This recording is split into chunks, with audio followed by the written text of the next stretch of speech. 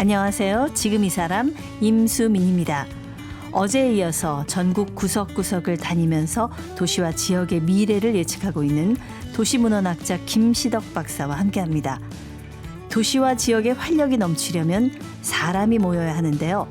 지방자치단체마다 인구를 유입시키기 위한 여러 대책들을 내놓고 있지만 효과는 크지 않은 실정입니다. 지역의 인구를 늘리기 위해선 어떻게 해야 할까요? 지역 균형 발전을 위한 해법은 무엇일지 도시문헌학자 김시덕 박사와 말씀 나눕니다. 도시문헌학자 김시덕 박사님 나오셨습니다. 안녕하세요. 안녕하십니까? 네, 지난 시간에 이제 우리 지방 도시의 어떤 지역 인구의 소멸 이런 문제에 대해서 얘기를 했어요. 얘기 나누다 보니까 조금 너무 어두운 생각이 많이 들었지만 우리가 또 그 안에서도 또 해답을 찾아야 되지 않겠습니까? 조금 이제 구체적으로 좀 들어가 보겠습니다. 도시 집중화, 특히 수도권 집중화는 피할 수 없는 어떤 그런 현실이다 이런 얘기를 하셨지만 또 그 안에서도 약간 또 변화가 있을 것 같아요. 지금 우리나라의 어떤 제2의 도시 하면 부산이잖아요. 근데 우리 박사님께서는 앞으로 인천이 부산보다 인구가 더 많은 도시가 될 거다. 이렇게 예측을 하셨더라고요. 네. 저희 예측은 아니고 이제 네. 공통적 예측입니다. 이거 추세상 인천 인구가 네. 아마 원래는 10몇 년 뒤쯤으로 예상했는데 네. 더 빨라지고 있는 것 같아요. 그러니까 뭐 수도권하고 더 가깝기도 하고. 그렇죠. 또 뭐 공항도 있어서 사실 해외에서 유입하기도 너무 그렇습니다. 좋고요. 원래 지금 말씀하신 부분이 재밌는 건데 네. 해외 유입을 염두에 두고 영종 하늘도시나 송도 신도시를 만들었습니다만 해외 유입이 적고 결국은 이제 경기도 내에서의 재배치, 인구 재배치라 그러다 보니까 GTX 이게 나온 거죠. 그렇군요. 원래는 외국인들이 공항과 거기만 살라는 개념이 좀 있어서 송도 국제도시인 건데 네네. 결국은 이제 강남 출퇴근하는 사람들이 가버린 거예요. 예. 그러니까 빨리 서울 보내달라고. 사실 그거는 원래 도시 설계할 때 그 의도는 아니었던 걸로 알고 있어요. 네. 어쨌든 그렇게 됐습니다. 그렇네요. 그럼 이제 앞으로 인천이 엄청 크겠네요. 그렇죠. 이미 큰 도시고요. 예. 근데 다만 이제 인천이 개발할 수 있는 내륙 땅은 대충 이제 개발됐고요. 남은 게 이제 그 계양구, 이제 3기 신도시 또는 이제 검단, 이번에 검단구 독립하는 그 정도인 거고. 근데 마지막 남은 건 송도 신도시의 간척 확장인 건데, 그건 어느 정도 한계에 도달한 것 같아요. 네. 이제 인천은 이제 물리적인 이제 땅으로서의 확장은 대충 끝난 것 같다. 네. 난 예측은 하고 있죠. 그래서 아마 300만 어느 정도에서 멈추지 않을까 예측합니다. 네. 이 사실 인구 감소가 현실화되면서 이제 어떻게든 좀 저출생을 극복하기 위해서 여러 가지 대책들이 나오지만 사실 뭐 개인들한테 이게 강제할 수는 없는 거고 우리 박사님께서 최근에 한국 도시의 미래라는 책을 내시면서 여러 가지 제언들을 해 주셨는데 그중에서 보니까 다양한 가족 형태를 네. 우리가 이제는 인정해야 된다 이런 말씀을 하셨어요. 구체적으로 어떤 걸 얘기하는 건가요? 좀 예민한 얘기입니다. 네. 남자와 여자가 결혼해서 낳은 자녀만이 이제 법적으로 적법하게 네. 인구를 구성하는 것이다라는 생각이 깨져야 되는 거죠. 예를 들어 요즘에 일본에 도쿄 디즈니랜드라고 있는데 네.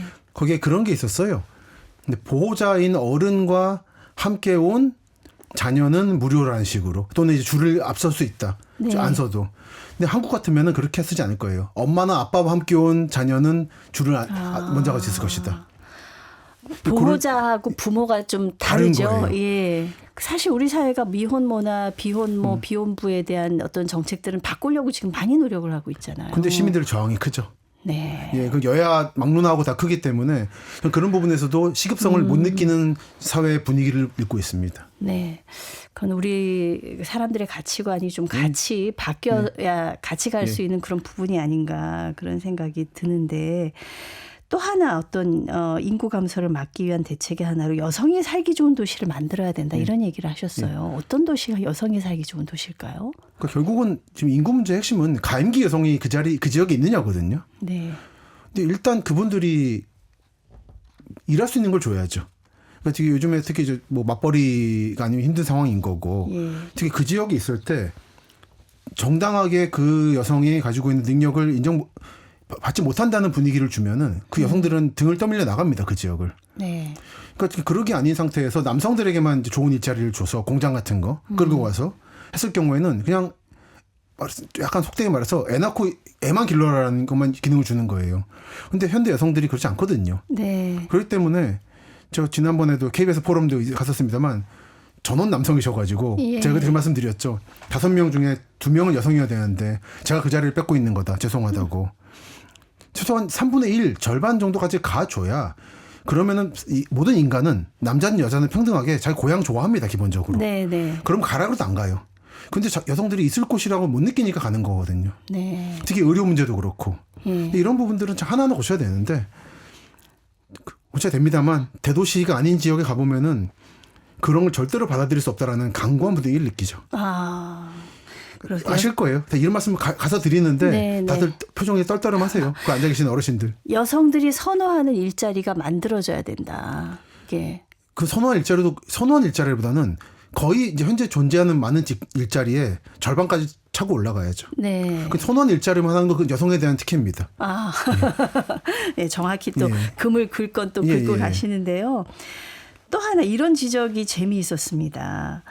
사실 뭐 우리 소설가 한강 씨가 이제 노벨상 타서 굉장히 뭐 국가적인 축제 분위기잖아요. 뭐 채식주의자가 특히 예. 많은 분들의 이목을 끈 게 저는 문학적인 것도 있었지만은 아 그만큼 이 채식이라는 거에 대해서 어떤 전 인류의 관심이 높구나 그런 생각도 했었거든요. 예, 이런 말씀을 하셨어요. 채식주의자하고 무슬림들이 먹을 수 있는 음식을 제공할 수 있는 그런 도시를 만들어야 인구가 늘어날 수 있다. 이게 비건, 뭐 할랄이라고 우리가 얘기하는데 인구에 미치는 영향이 어느 정도 있을까요? 그러니까 두 가지인 거죠. 비건은 이제 채식주의에 대한 얘기고 네네. 이제 육류 수출에 대한 얘기고 네. 할랄은 이제 문화 다양성에 대한 얘기였습니다. 아, 이걸 느꼈던 게 지난해 잼버리 때 네. 본인 분명히 전 세계에서 청소년들이 자기 돈을 내고 온 거거든요. 그럼에도 불구하고 주최 측이 비건 할랄 같은 거 구분을 못 해가지고 아무거나 대충 먹으라고 정신으로 승리하라고 한 거예요. 그러니까 본인 돈을 내고 온 사람들에 대해서도 그걸 제공을 못 했는데 한국에 지금 일하러 와 있는 수많은 다양한 형태 한테 예를 들어 무슬림에게 소주 먹이고 돼지고기 먹이고 그랬잖아요. TV 많이 나왔잖아요. 네. 억지로 먹이고는 좋아하고 그런 얘기들을 한 겁니다. 거칠어요 아직. 네. 인간 하나하나에 대한 예의가 없고 이거를 강요하는 문화가 있다 보니까 이 다양한 형태 사람들이 존재한다는 것 자체를 인식을 못하는 거예요. 그러니까 이걸 인식을 좀 하시라는 얘기입니다. 이건 단순히 음식에 대한 문제가 예, 아니라 아닙니다. 그 어떤 문화의 다양성에 대한 존중. 네, 인간의 다양성에 대한. 네. 그 예를 들어 인도 가는 비행기가 있는데 한국에서 인도발 서울행은 저 카레가 나옵니다. 카레도 비건 카레도 있고 그래요. 네. 당연히 힌두교는 비건이니까 많으니까 그런 것들이 사치서로 사는 게 아니라 필수인 거예요. 인간은 다양하다. 근데 이걸 한국은 예를 불국으로 통일을 벌인다든지 이거 자체가 사실 폭력적인 거죠. 굉장히 저희가 좀 그 디테일한 부분이 약하네요. 네, 굉장히 약합니다. 오늘 박사님 얘기 듣다 보니까 평소에 그냥 무심코 했던 말들에 대해서 좀 되돌아보게 됩니다. 그런 감수성을 기르는 것이 이제 저는 인구 감소, 지방 소멸을 막는 길이라 생각하는 거죠. 네. 지난 시간에 이제 이민 정책에 대한 얘기하시면서 사실 이제 뭐 몇십 년 후에는 우리나라에 안 들어올 거다. 외국인들이 그런 얘기까지 하셨어요. 그 우리나라에도 이제 농촌에 특히 가보면 뭐 서울에도 그렇습니다. 다문화 가정에 이제 아이들이 많이 학교를 다니는 경우가 있는데 아직도 좀 그 폐쇄적이다 이런 걸 많이 느끼시나 봐요. 도시 쪽은 그렇죠. 네. 근데 뭐 농사노촌은 이미 그런 단계를 넘어간 상태입니다. 그러니까 감수성이 다르다는 느낌을 느낀다는 걸 말씀을 다 드려야 되겠어요. 네. 대도시하고 농사노촌은 다른 거고 네. 농사노촌은 이미 그들은 이제 일원으로 들어와 있는 거고 네. 그거를 아마 정책을 위반하고 여론을 주도하는 대도시 사람들이 못 느낄 부분이라는 거. 예. 예를 들어 그런 말씀을 많이 드려요. 농촌에 3대 권력이 있습니다. 이장, 청년회장, 부녀회장이 있어요. 막강합니다.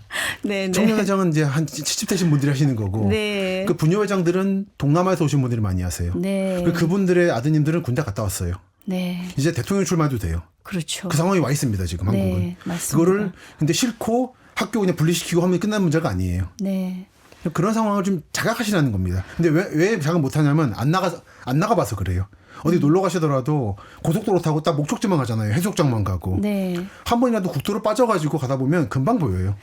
실제로 이제 그런 다문화 출신의 그런 배경을 가진 분들이 이제 정치 쪽으로 많이 또 입문하고 네, 그러면은 좀 변화하는데 가속도가 붙지 않을까요? 이미 예. 그 직전까지 와 있습니다. 네, 이제 직전까지 와 있다. 예. 그 인구 유입을 위해서 혁신도시, 뭐 신도시 이런 도시개발도 많이 하잖아요. 우리 도시개발 방식에 대해서는 어떻게 생각을 하세요? 그 택지가 싸다는 이유로 황무지에다가 많이 만들었는데 네네. 이제 그 방식은 이제 끝내야죠. 그 방식을 하다 보니까 다들 만들어서 이제 희망은 서울 경기권에서 사람 오길 바라는데 결국은 그 지역의 구도심이나 농촌어촌 인구를 빨아들여 버려요. 네. 그러면 이제 구도심이 황폐해 버리는 거예요. 오히려. 예. 그러고 나면 또 서울 비판을 해요. 다 서울로 가서 그렇다고. 근데 그게 아니라 본인들 지역에 만든 신도시로 가는 거예요. 아, 그렇군요. 그 지역 간의 이동이 또 있겠군요. 지역 내에서의 구도심 쇠퇴를 가속화시킵니다. 네. 이 도시재생 사업도 저희가 하잖아요. 그게 네. 좀 낙후된 그렇죠. 도심들 좀 네. 다시 좀 살려보려고 하는데 이 인구 유입 측면에서는 도시재생이 어떻다고 보시는지요? 실패했다고 말들을 많이 하죠. 결국은 주차장 몇몇 만들고 네. 한 걸로 끝난 사업이라. 예. 그리고 이제 몇몇 도시도 최근에 가서 구체적으로 그런 말씀을 드렸었는데 여전히 구도심들이 빈집 많다 그러는데 그 지역의 공시지가가 그 도시의 최고 높기도 해요. 네. 결국은 여전히 재산 가지고 있는 거예요. 예. 그러니까 여러분들이 정책을 입안하시거나 할 때는 그런 이제 자본주의적으로 소유를 가지고 하는 분들의 이익을 지켜가면서 어떻게 구도심을 살릴 것이냐 얘기를 해야 됩니다. 근데 그 얘기 안 하고 선의의 길에서 방 좀 개방해달라. 청년들이 와서 살 수 있게 해달라. 그래가지고 안 먹힌다는 거죠.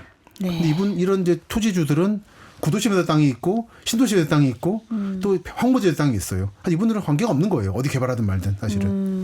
근데 그런 상황에서 국가 돈으로 구도심에 주차장 놔주고 하는 건 사실 저는 약간 특혜를 주는 게 아닌가 생각을 하기도 합니다. 지역의 그런 이제 토호 이른바 유지들에게. 어떤 자원의 효율적인 예. 사용이 아니다. 맞습니다. 그것은. 그럼 어떻게 하면 우리가 지역의 균형 발전을 할 수 있을 것인가? 우리 박사님께서는 메가시티 얘기를 하셨더라고요. 예, 메가시티. 특히 대전, 세종, 청주 같은 중부권의 메가시티가 만들어져야 우리 지역의 좀 균형 발전에 네. 큰 도움이 될 것이다. 네. 이런 얘기를 하시는데 어떤 네. 의미에서 이런 얘기를 하셨는지요? 우선 오해를 피하기 위해 말씀드리면은 저는 지난 총선 때까지 있었던 뭐 지역 간의 통합, 행정적 통합에 대해서는 비판적입니다. 네. 그런 식으로 돌아가는 게 아니고 이제 초광역적으로 시민들은 교통망을 따라서 움직이기 때문에 그 도시끼리 농촌끼리 움직이기 때문에 네. 농산 어촌이 섞여 있는 도시를 합친다고 시너지가 나지 않는다. 제가 말하는 건 시민들이 이제 여러 도시를 넘나들면서 사는 그런 생활권을 인정하는 기능적 메가시티다. 억지로 통합할 필요가 없습니다. 통합하는 것이 아니라 네. 우리가 가서 일 보고 바로바로 이렇게 그렇죠. 뭐 통할 수 있으면 네. 된다는 거죠. 예를 들어서 그런 분들을 위한 서비스 중 하나는 심야 대중교통 운행을 더 강화한다든지 예를 들어 지자체 선거할 때 나는 집은 서울이고 직장은 경기도일 때 그때는 서울시장만 뽑을 수 있잖아요. 경기도 네. 지사를 못 뽑잖아요. 네. 근데 직장은 경기도거든요. 그런데 경기도지사를 뽑을 수 있는 권리도 주는 거예요. 선택할 수 있게 하든지 여러 방법들이 있습니다. 근데 저희 이런 게 기능적 메가시티. 국정만 이중 국적이 아니군요. 네, 그 얘기 많이 하는 얘기입니다. 예. 그런 중에 이제 떠오른 게 이제 중부권 메가시티인 건데 예. 뭐 대세청 통합하자는 얘기가 아니라 그 지역은 정말로 전국토의 중심입니다. 네. 이제 이거는 이제 헌법에 이제 촉발되는 문제인데 한국의 중심이 어디냐는 문제예요. 서울은 전국 압록강 두만강까지 봤을 때는 한국의 중심이 저희가 이제 네. 남북한을 합해서 네. 대한민국이라고 그렇죠. 이렇게 생각을 하면 서울이 중심이죠. 그렇습니다. 그런데 이제 북한 측에서 뭐라 그랬습니까? 동족도 아니고 대한민국은 제1의 교정국이라고. 이제 철도 끊었고 이제 도로 막고 있죠. 그 미래는 상당히 안 올 겁니다. 그 시점에서 이미 70년대 때 상정한 게 행정수도예요. 그 보고서 보면 나옵니다. 국토 중심이란 말을 해요. 네. 그 지점은 뭐가 강점이냐면 홍천에서도 영광에서도 어디서도 2시간이면 옵니다. 그 지점은. 네. 지금 영광이나 홍천 분들은 또는 이제 강릉 분들은 서울에서 뭔가 문화생활을 하려면은 5시간, 6시간을 들여야 돼요. 네. 근데 만약에 대세청에 지금 서울만큼의 거점들이 있다면은 전 국민이 2시간이면 그걸 누릴 수 있어요. 그러면 자기 고향을 떠나서 그 거점으로 가고 싶다는 욕망이 좀 꺾이는 겁니다. 어느 정도. 그렇겠네요. 네. 저 정말 네. 중요한 위치인 거예요. 네. 그런 설정으로서 만든 거였어요. 근데 또 거기에는 어떤 분단이라는 거를 어떤 우리가 상수로 놓고 봐야 될 건지 변수로 놓고 봐야 될 건지. 이미 유엔에 가입한 네. 두 나라라서요. 이거 다 헌법적인 문제입니다. 네, 그렇습니다. 예. 지금 이제 이런 중부권의 어떤 메가시티 발전을 얘기하셨습니다만 그럼에도 불구하고 지금 서울은 여전히 확장 중입니다. 그렇죠. 네. 정확히는 서울권이 확장 중이죠. 그렇죠. 서울은 인구가 줄고 있고. 그렇죠. 서울은 집값이 너무 비싸서 인구 줄고 맞습니다. 있고 그 주변 지역 수도권에 이제 확장이 되고 있고 뭐 지금 지하철도 연장되고 여보 주변 도시들 맞습니다. 여러 개발하고 있잖아요. 이 서울 주변 도시들의 미래는 어떻게 될까요? 기본적으로는 상당히 성공적인 인구 증가를 보이게 되는 도시들이 있죠. 네네. 예를 들어 용인이라든지. 예. 용인은 현재 특례시인데 이제 특별시 가겠다는 선언까지 했더라고요. 또는 이제 떠오르고 있는 화성 평택. 네. 화성이 올해 100만 넘었습니다. 평택도 아마 머지않아 갈 거예요. 이런 도시들이 있는데 이런 도시들을 경우에 인구가 늦는 걸 기뻐하는 게 아니라 지금부터 이미 재빨리 교통정책과 주택정책을 잘 해야죠. 주택을 비싼 것만 지어가지고는 서울꼴이 나는 겁니다. 결국은 너무 비싸가지고 그 지역을 벗어나서 딴 데로 가버리는. 네. 성남시 사례를 들여다봤었는데 성남은 이제 구도심이 있고 광주 대단지라 불리는 분당 판교가 있잖아요. 특히 판교에 직장이 많죠. IT들이. 너무 비쌉니다. 거기가. 네. 그러다 보니까 주변에 광주나 여주, 이천으로 가는 거예요. 집을 구하러. 그러니까 성남의 행정가분들은 고민이 많더라고요. 자기 지역 내 붙잡고 싶은 거예요. 인구를. 근데 시민들은 그렇게 그걸 따를 이유가 없거든요. 집값을 내려주든지 많이 지어주든지. 네. 예. 근데 성남은 한계가 있어요. 땅적으로. 그러다 보니까 주변 도시를 가는 거라서 그런 주택 정책을 미리미리 좀 생각하시라. 비싼 것만 짓는다고 좋은 게 아니라 골고루 지어야 됩니다. 복합 기능을 하게. 네. 하나. 그리고 GTX-A가 지금 실패적이죠. 지금 수서부터 동탄까지 만들었는데 이용객이 예상의 절반이에요. 당연히 예상했었습니다. 간선만 놓는 게 중요한 게 아니라 그걸 타고 내린 다음에 집까지 어떻게 가냐인데 그게 없어요. 연결이 아직 예. 잘 안 되는군요. 말단이 없는 겁니다. 네. 다들 그냥 자가용 타고 와서 타고 가라는 건데 그럴 바엔 처음부터 차를 타고 가죠. 네. 또는 버스를 타고 가지. 그렇죠. 이런 식으로 정책을 하면 안 된다는 겁니다. 저는 이 GTX 이 수도권 광역 급행 철도가 이제 완성이 되면 수도권이 엄청 균형 발전이 되지 않나 이런 생각도 있는 반면에 한쪽에서는 오히려 발전하는 데만 발전할 거다 또 이런 반론이 서로 왔다 갔다 하고 있잖아요. 어떻게 보십니까? 천지개벽은 말도 안 되는 일이었고요. 네. 발전을 하는 지역은 이제 역주변인데 그런 거를 좀 한계를 잘 보시고 조금만 공부하시면 압니다. 이게 그렇게 가지 그건 아니라고. 그러려면 이제 주택 정책하고 역시 아직 반복드리지만 교통 정책이 갖춰져야 되는데 현재 경기도에 또는 이제 충남, 충북, 강원 일부 지역의 지자체들은 거기까지는 지금 섬세하게 정책을 못 만들고 있어서 네. 효과는 제한적일 것이다. 라는 말씀드리죠.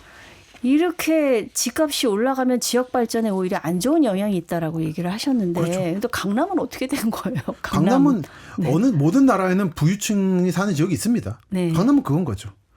모든 지역이 맨하탄일 필요는 없지만 미국에서 네. 맨하탄을 억지로 무너뜨릴 필요는 없잖아요. 당연히 부자는 부자 사는 곳이 있는 거죠. 그렇게 받아들이시면 됩니다. 그러니까 강남은 냅둬라. 지금까지 주택 정책이나 부동산 정책이 강남을 잡으려고 하다 보니까 막 이제 여기저기서 사실 불만들도 나오고 했단 말이에요. 그렇습니다. 근데 강남은 그냥 냅둬라 이런. 전 기본적으로는 자본주의 원리에 따라서 네. 자꾸 이렇게 층고 제한도 하지 말고 그렇게 살고 싶으면 짓게 해라. 자꾸 누르고 있거든요. 네. 지어서 사람이 많이 살게 되면 교통 불편해질 거 아니에요. 그럼 빠져나가겠죠. 네. 전 그 단계를 밟으라는 얘기입니다. 자꾸 억지로 국가가 해보려고 그래요. 국가 힘이 더 이상 옛날 개발 시대가 아니다. 자본에 맡겨라 논리에. 네. 그 얘기를 말씀드리곤 해요. 근데 이제 강남의 집값을 보면서 좀 그 상대적 박탈감을 느끼시는 분들도 많이 계신 것 같아요. 어쩌겠습니까? 그 자본주의인데. 저는 기본적으로 자본주의자라서 네. 자본 논리에 맡겨서 돌리는 게 낫다 생각해요. 그 예전처럼 국가가 작았을 때는 공무원들이 딱 조작하면은 그대로 움직였지만 그렇게 안 움직일 거라는 겁니다. 네. 저희가 서울 얘기만 한 것 같아서 예, 그렇죠. 이제 제2의 도시 부산 네. 얘기를 한번 잠깐 해볼까 해요. 저 얼마 전에 부산 해운대 쪽 갔다 진짜 깜짝 놀랐어요. 여기 외국인가 했거든요. 예. 이 부산의 미래는 어떻게 보시는지. 부산을 많은 분들이 아시는 게 이제 부산역과 해운대 정도일 텐데요. 네네. 부산에서 요즘에 주목하고 있는 택지지구는 서쪽에 창원이나 김해랑 연결되는 이제 사상사 강서 쪽이고요. 예. 동쪽은 울산과 연결되는 기장이라고 있습니다. 해운대에서 좀 더 가면 있어요. 오른쪽으로 가면. 두 지역이 대규모 개발 중인데 각각 이제 미래가 좀 서로 다른 게 있죠. 네. 동부 지역은 롯데가 대규모 테마파크를 만들고 있어요. 마치 용인 에버랜드처럼. 그리고 교통이 좋아지고 있습니다. 전철도 개통되고 도로도 이용하면서 이제 부산, 울산, 포항까지 이어지는 하나의 광역권이 만들어지고 있고 네. 이제 올해 동해선이라는 열차가 개통하는데 저 양양 강릉역까지 네. 쭉 올라갑니다. 그래서 아마 대규모 권역이 만들어진다. 한 덩어리. 네. 서쪽은 창원 인구 100만, 이제 김해, 양산 이중이 있고 그리고 부산 서부가 있습니다. 이것도 이거 합치면 인구 수백만이 돼요. 근데 이 지역은 이제 교통이 좀 불편하다 보니까 이런 문제가 있는데 그리고 땅이 좀 안 좋아요. 연약 지방 뻘에다가 도시를 만들어서 네. 이제 지반 침하 문제가 있습니다. 이런 거를 극복하는 차원에서 이제 명지 신도시라고 큰 도시를 만들었고 낙동강 하구에다가 그리고 부산과 김해, 창원을 잇는 대규모 지하철도를 만들고 있는데 계속 바닷물이 들어오네요. 터널로. 근데 계속 미뤄지고 있고 이제 부전마산 복선전철이라고 합니다. 이게 되기만 하면 상당히 파급이 클 거예요. 네. 근데 자연 제한 요건이 있다 보니까 도시 연담화가 좀 늦춰지고 있다. 그래서 이 서부 지역의 연담화가 늦춰지는 틈을 타고 동부 지역의 연담화가 빠르게 되고 있어서 상당 부분은 부산, 울산, 포항으로 이어지는 또 경주로 이어지는 이 동부축이 상당히 강세를 보일 것으로 예상이 되고 있습니다. 네. 어떤 제약 요인들이 사라지면은 그쪽도 상당한 변화가 있겠네요. 근데 아직은 좀 약간 좀 힘들어요. 네. 대구는 좀 전통적으로 약간 보수적인 도시인데 대구 전망도 굉장히 밝게 보셨더라고요. 예, 기본적으로 대구는 네. 제가 생각하는 메가시티는 아닌데요. 네. 왜냐하면 메가시티는 여러 개의 대도시가 엮여야 되는데 거긴 대구 1극이거든요. 그렇습니다만 대구 자체는 미래가 그렇게 어둡진 않죠. 특히 그동안은 동부 서부로 나누는데 중앙에 달성 빼고 동부 지역은 수성구라고 하는 전통의 부촌이 있고 그쪽도 지금 교통이 많이 좋아지고 있습니다. 해서 동부의 경산이라든지 이제 이어가는 지역들하고 연담화가 되고 있고 서부 지역은 답사를 해보면은 쾌적해요. 대구 하면 덥다잖아요. 네. 서부는 그래도 좀 낫습니다. 그리고 서쪽으로 가면 구미 국가산업단지가 있는 지역도 있고 해서 네. 이쪽과 연담화가 되고 있으면서 인구가 이제 그 지역 분들은 도시면 봤을 때는 자기 도시 인구 준다고 이제 좀 우는 말씀들을 하시는데 권역으로 봤을 때는 네. 산업도 튼튼하고 이제 계속 새로운 택지 지구도 개발되고 있고 하면서 미래가 그렇게 어둡진 않다 예상들 하고 있어서 유통업체들이 계속 새로운 점포들을 출점하려고 하는 등 이제 미래를 밝게 보고 있는 게 있죠. 네, 네. 사실 상대적으로 우리나라 이렇게 봤을 때 좀 호남이 많이 낙후돼 있다는 얘기를 하잖아요. 안타깝죠. 네. 어떻습니까? 그쪽은요? 그러니까 이제 호남 전라도라고 했을 때 저는 권역을 하나로 묶지는 않습니다. 그 지역은 네. 전통적으로 하나가 아니었고 저는 셋으로 쪼개지는 것 같은데 전라북도 서부 지역, 이제 전주를 중심으로 한 네. 그리고 광주, 목포, 나주를 중심으로 한 전라남도 서부 지역 그리고 공장이 한가득한 여수, 순천, 광양이라고 하는 여순강이 있죠. 네, 네. 세 개가 각각 미래가 좀 달라요. 여수, 순천, 광양 지역은 주목하는 곳인데 네. 그쪽은 석유화학단지에 제철소에 그리고 순천만 정원에 그렇죠. 미래가 밝습니다. 그런 호남도 있어요. 네. 다만 이제 전라도긴 한데 사실상 이제 부산이나 울산, 창원과 또는 하동, 진주와 엮이는 권역이기도 합니다. 그리고 또 이제 뭐 직장이 많으니까 외집분들도 되게 많으세요. 맞습니다. 예. 울산인도 그렇고 창원도 그렇죠. 네. 그런 복합성이 있어서 단순하게 전라도 호남이라고 말하기엔 좀 성격이 다르다.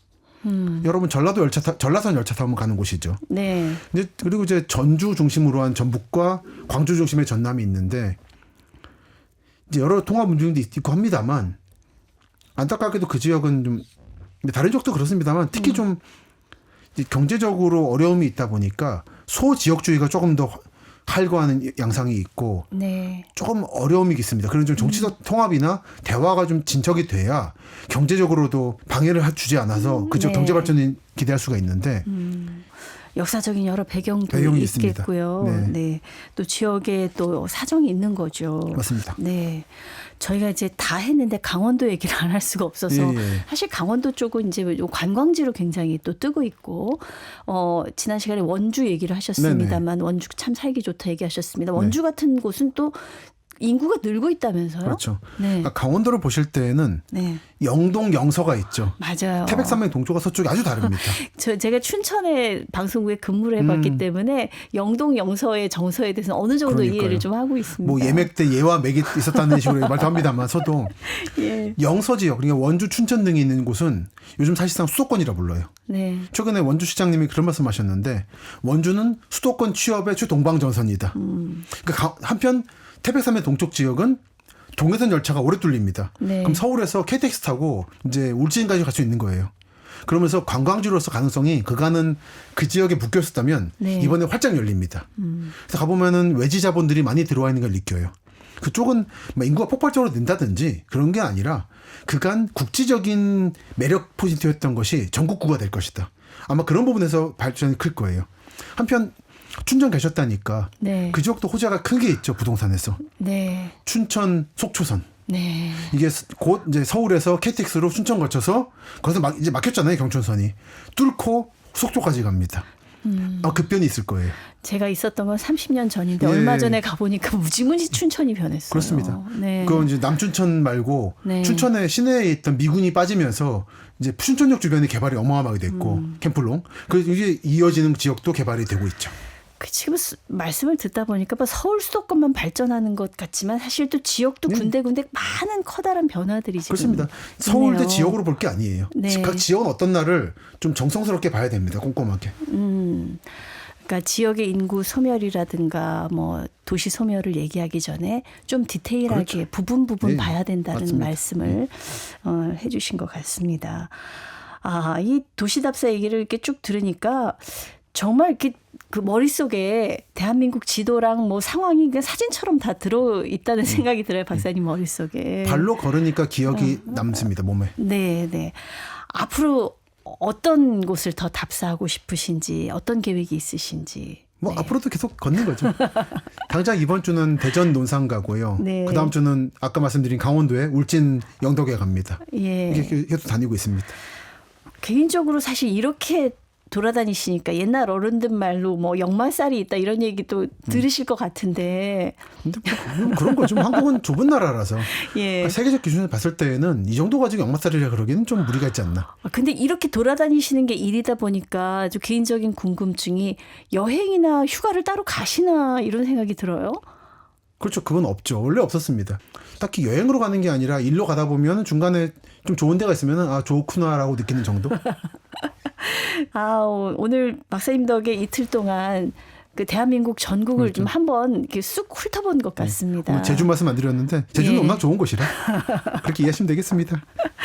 예, 제주 너무 요즘 물가가 비싸졌다고 그게 그렇습니다. 또 제주 발목을 잡더라고요. 맞습니다. 네. 그래도 제주는 이제 제2공항이 아마 만들어질 것 같은데 만들어지고 나면 또 다른 전기를 맞이할 겁니다. 네. 그것도 이제 기대해 보시고요. 대한민국 정말 구석구석이 다 좀 균형 잡힌 발전을 할 수 맞습니다. 있었으면 좋겠습니다. 네. 전국 각지를 다니시면서 지역과 도시를 정말 발품 팔아서 분석하고 있는 도시문화학자 김시덕 박사님과 함께했습니다. 감사합니다. 감사했습니다.